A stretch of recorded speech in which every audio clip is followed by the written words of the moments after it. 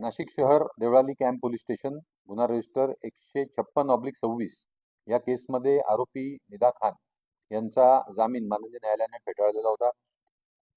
नाशिक शहर पोलीस व छत्रपती संभाजीनगर शहर पोलीस यांच्या जॉईंट ऑपरेशन मध्ये काल आरोपी निदा खान यांना छत्रपती संभाजीनगरच्या नरेगाव या परिसरातून ताब्यात घेण्यात आलेला आहे.